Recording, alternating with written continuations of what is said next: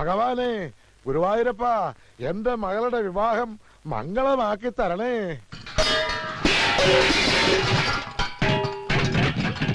ഇവിടെ വലിച്ചു വാരിയിടാനല്ല പറഞ്ഞത്. ആർക്കും ഒന്നിലും ഒരു ശ്രദ്ധയും ഇല്ല. തനിയൊന്നേ വരുന്നേ. താനാണോ ഇവിടുത്തെ ദേഹണ്ണക്കാരൻ? അതെ. വീട്ടുമുറ്റത്ത് വെച്ചാണോ ദേഹണ്ണം? അല്ല, പിൻഭാഗത്താ. എന്നാ പിന്നെ വാചോടിച്ചിരിക്കാതെ ചെമ്പും കലവും ചട്ടവും കൊടുത്ത് അപ്പുറത്തോണ്ട് വെക്കണോ? ഓഹോ.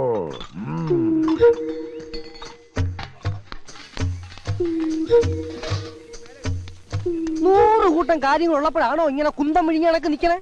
പച്ചക്കറിയും പലവഞ്ഞവും രാവിലെ എത്തൂന്ന് പറഞ്ഞിട്ട് അത് വന്നോ ഇല്ലയോ നോക്കിയോ? ദൂരെ നിന്ന് വരുന്നവർക്കുള്ള താമസ സൗകര്യം ഏർപ്പാടാക്കിയോ? പൂവും മാലയും ബൊക്കയും നാളെ വെളുപ്പിനെ ഇവിടെ എത്തുവോ?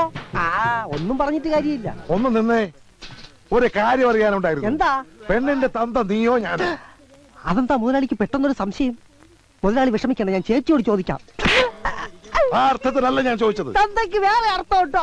ഞാൻ ചോദിച്ചത് ഈ വീട്ടിലെ ഗ്രഹനാഥൻ നീയാണോ ഞാനാണോ എന്നാ. ഗ്രഹനാഥൻ മുതലാളി എന്നാ, എന്നാലും ഫുൾ ഉത്തരവാദിത്വം എനിക്കാ. എന്നാ പിന്നെ നോക്കി നിൽക്കാതെ എന്നോട് ആജ്ഞാപിച്ച് അവിടെ പോയി ചെയ്യണ. അവന്റെ ഒരു അങ്ങോട്ടും ആദ്യം പാചകം ടെസ്റ്റ് ചെയ്യട്ടെ. ഭയങ്കര വിശപ്പ്. നീർക്കോലിയുടെ രൂപവും പെരുമ്പാമ്പിന്റെ വിശപ്പും. എന്താ മോളെ? ഒരു കാര്യം പറയാനുണ്ട്. പുതിയ കാര്യം വല്ലതുമാണെങ്കിൽ മാത്രം പറഞ്ഞാൽ മതി. അച്ഛാ, ഞാൻ കാല് പിടിക്കാം. ഈ കല്യാണം വേണ്ടല്ലേ.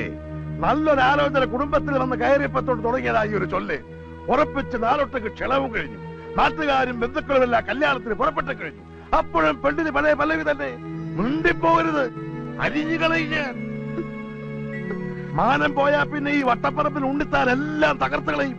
നിങ്ങൾ ഇങ്ങനെ ഒച്ച വെച്ച് നാട്ടുകാരെ മുഴുവൻ അറിയിക്കണ്ട. നാളെ ഈ പടി ഇറങ്ങേണ്ട കുട്ടിയാ. ഞാൻ പതുക്കെ തന്നെയാ സംസാരിച്ചത്. എന്റെ മോന്റെ ശബ്ദം ഇങ്ങനെ ഇരിക്കുന്ന എല്ലാവർക്കും അറിയാം. എന്താ അകത്തൊരു ബഹളം? ഒരല്പം കുടുംബകാരി എന്റെ മോളും ഭാര്യയായിട്ട് പങ്കുവെച്ചതാ. എന്താ കുഴപ്പമുണ്ടോ? എനിക്ക് മനസ്സിലായി. എന്ത്? പെണ്ണിന്റെ അച്ഛനാരാണെന്ന് ചേച്ചിയോട് പോയി ചോദിച്ചില്ലേ?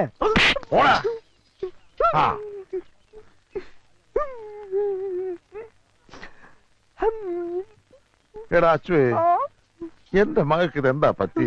കല്യാണം അടുക്കും തോറും മനസ്സിനകത്തൊരു ചാഞ്ചാട്ടം. ഇപ്പൊ കല്യാണം വേണ്ട വേണ്ട എന്നൊരു വാശി. ഇനിയിപ്പൊ പേടിച്ചിട്ടാണോ അതോ? അതെ, മുഹൂർത്തം എടുക്കും തോറും പേടിക്കുന്ന പെണ്ണുങ്ങൾ 2 തരത്തിലുള്ളവരാ.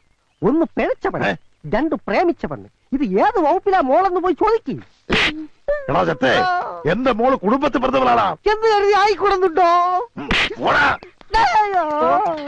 ചേട്ടനെ വിളിച്ചായിരുന്നോ? പോയി അരി വെക്കണോ കോപ്പേ? ഭ്രാന്ത് വരും. മണിക്കുട്ടനായിട്ട് കാര്യങ്ങളെല്ലാം സംസാരിച്ചിട്ടുണ്ട്. നാളെ വെളുപ്പിന് റെയിൽവേ സ്റ്റേഷനിൽ എത്തണം. അവനവിടെ വരും. എനിക്ക് പേടിയൊന്നും. പേടിച്ചിരുന്ന ഇഷ്ടപ്പെട്ടവനോടൊപ്പം ജീവിക്കാൻ പറ്റില്ല. വെളുപ്പിന് 5 മണിക്ക് ഞാനിവിടെ എത്താം. റെഡി ആയിരിക്കണം. എന്നിട്ട് പുറത്തു നിന്ന് ഞാനൊരു തീപ്പെട്ടിക്കുള്ളി കത്തിച്ച് സിഗ്നൽ തരാം. സരസു ആരും കാണാതെ ഇറങ്ങി പോതാ മതി. ബാക്കി ഞാനേറ്റു. ഇങ്ങനെ പതുങ്ങി നിന്നുള്ള ഒതുങ്ങിയ സംസാരം അത്ര ശരിയല്ലല്ലോ. മുതലാളി, മുതലാളി, എന്താടാ? തുമ്പ് കിട്ടി, തുമ്പ് കിട്ടി. ഒരു മിനിറ്റ്. എന്നാ ഞങ്ങൾ ഇറങ്ങിട്ടുണ്ണിത്താനെ പോകാൻ വരട്ടെ. ഞാൻ ഒരു കാര്യം ഒന്ന് മുതലാളിയോട് പറഞ്ഞോട്ടെ. അതിന്റെ പേരിൽ ഇവിടെ ഒരു വിപ്ലവം നടക്കും. നിങ്ങൾ ആ ടീം ബിയുടെ ക്യാപ്റ്റൻ. അതെന്താണ് അങ്ങനെ? അതങ്ങനാ. ഇങ്ങോട്ട് വന്നേ. ഞാൻ ഒളിഞ്ഞു നോക്കി മുതലാളിയുടെ മോളുടെ സംഭവങ്ങളെല്ലാം കണ്ടു. പറഞ്ഞു തീരുന്നവരും പഠിച്ചതിനാ ഒളിഞ്ഞു നോക്കിയത്. അതുകൊണ്ടല്ലേ പെണ്ണ് കല്യാണം വേണ്ടെന്ന് പറഞ്ഞതിന്റെ കാരണം പിടികിട്ടിയത്. പെണ്ണിന് പ്രേമം. ആരോട്? ഈ കുറുപ്പിന്റെ മോനോട്. 2 പേരും കൂടെ പതുങ്ങി നിന്ന് ഹൃദയം പങ്കുവയ്ക്കുന്നത് ഞാൻ കണ്ടു. അനാവശ്യം പറയത്തോടാ. ഞാൻ കണ്ടത് അവർക്ക് ഇന്നാലും പറയണത്. മിണ്ടിപ്പോകരുത്. ചെറുപ്പം മുതലേ ഒന്നിച്ച് കളിച്ചു വളർന്ന പിള്ളേരാ. അവര് മിണ്ടിന്നും പറഞ്ഞു നോക്കിയിരിക്കും. അതിന് പുതിയ വ്യാഖ്യാനങ്ങൾ കണ്ടുപിടിക്കാൻ ശ്രമിച്ചാൽ നിന്റെ പല്ലി മുഴുവൻ താഴെ കിടക്കും. പോടാ. എന്താണ് ഉണ്ണിത്താനെ പ്രശ്നം? എന്തിനാ അവനെ തല്ലിയത്? അത് അവന്റെ ഷെയറാ. അരമണിക്കൂർ ഇടവിട്ട് അവനത് കിട്ടണം.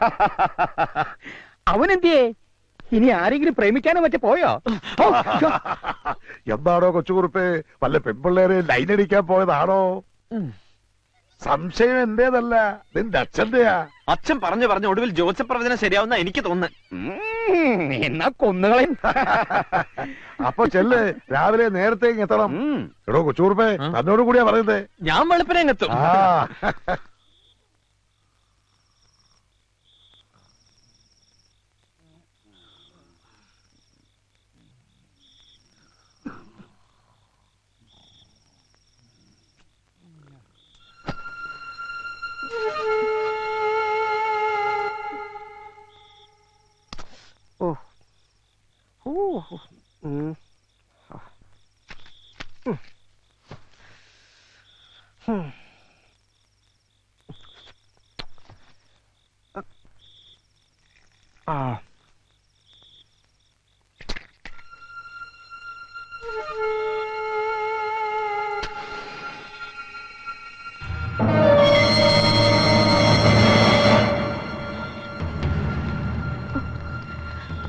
പോകാം.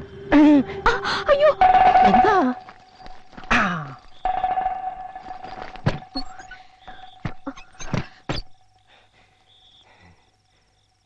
ദൈവമേ, ഇവളിനി കല്യാണം വേണ്ട വേണ്ടാന്ന് പറഞ്ഞത് എന്നോടുള്ള ഇഷ്ടം കൊണ്ടാണോ?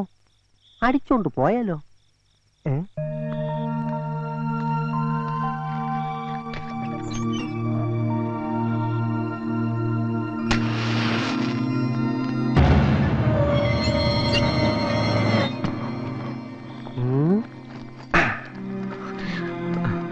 ആരും കണ്ടില്ല. അച്ചു കണ്ടു, അബദ്ധം പറ്റിയതാ. വേഗം വാ.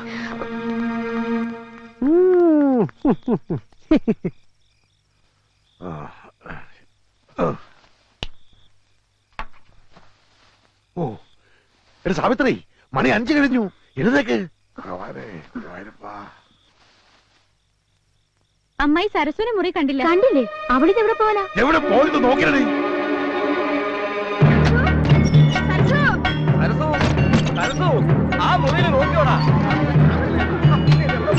നിങ്ങൾ ഇവിടെ കിടന്ന് കറങ്ങാണ്ട് എല്ലാം മുറിയിൽ കയറി നോക്കുന്നേ. ഞാൻ എല്ലാവരും നോക്കിയില്ലേ? സരസു, എടി സരസുവേ, എന്ത്? മോളെ സരസു. സരസു, എടാ അച്ചു, എടാ അച്ചു. ഓ, കിടന്നുറങ്ങുന്നോടാ പോത്തുകളെ, പെണ്ണിനെ കാണാനില്ല. എടാ അച്ചുവേ, സരസുവിനെ കാണാനില്ല. ഒന്ന് അന്വേഷിക്കടാ. അന്വേഷിക്കാനൊന്നുമില്ല, അവള് പോയി. എങ്ങോട്ട്? അവളെ കാമുകനോടൊപ്പം. കാമുകനോടൊപ്പോ? ആ, പാലത്തിങ്കൽ കുറുപ്പിന്റെ മകൻ കൊച്ചുകുറുപ്പിനോടൊപ്പം സ്ഥലം വിട്ടു. ഞാൻ എന്റെ കണ്ണുകൊണ്ട് കണ്ടതാ. ആ, എന്നിട്ട് എന്താ നീ മിണ്ടാതിരുന്നേ? ചെറുപ്പം മുതലേ ഒന്നിച്ച് കളിച്ചു വളർന്ന പിള്ളാരല്ലേ, പോട്ടെ എന്ന് ഞാനും കരുതി. എടാ, അവര് തമ്മിൽ പ്രേമമാണെന്ന് ഞാൻ ഇന്നലെ പറഞ്ഞതല്ലേ. എന്നിട്ട് കേട്ടോ, എല്ലാവരെയും ഒന്നിച്ച് കളിപ്പിച്ച് അവര് നാട് വിട്ടു.